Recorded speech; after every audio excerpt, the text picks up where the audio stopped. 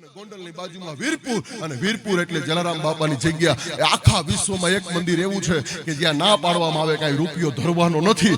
એના ગુરુ એટલે માત્ર સાવલિયા પરિવાર નહીં, ખાલી લેવા પટેલ સમાજ નહીં, પણ 18 વરણ જેના ઉપર ગૌરવ લઈ શકે એ ભોજલરામ બાપા સાહેબ. અને ભોજલરામ બાપા ફતેપુરની અંદર ઘોડો લઈને જેથી નીકળાય છે, સોરાની ઉપર ચોરે કહેવાય ડાયરો બેઠો છે, ડાયરાએ જય સિયારામ કર્યા, સામે બાપાએ જય સિયારામ કર્યા. બાપા બેહો આવો, ના બાપા ઘોડાને અવેડે પાતો આવું, પછી આવું.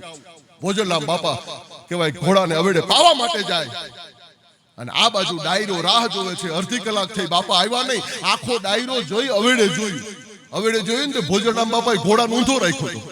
પૂછડું અવેડામાં બોલ્યું, મોઢું આગળ રાખ્યું. ડાયરાએ આવી અને ગામના લોકોએ આવીને કીધું, બાપા આ ઘોડો આમ પાણી ન પીવે. આ પૂછડું છે ને એ તમે અવેડામાં બોલ્યું છે, મોઢું આગળ રાખ્યું છે.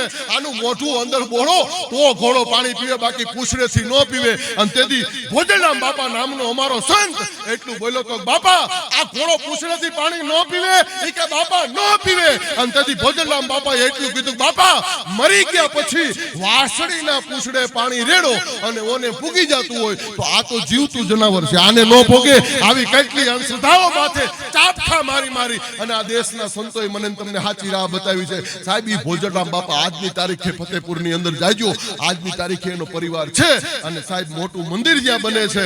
અને અમે તો ખૂબ કાર્યક્રમ કરી છે. એમના વસંજો, એના બાપા અને થી નિખિલભાઈ થી લઈ અને બધા છે એની અરે પારિવારિક સંબંધો છે, ત્યાં કાર્યક્રમો કરી છે. એટલા માટે એનું કહીએ એટલું નહીં, પણ આ સંતો છે ને એ 18 વર્ણના સંતો છે સાહેબ. હા.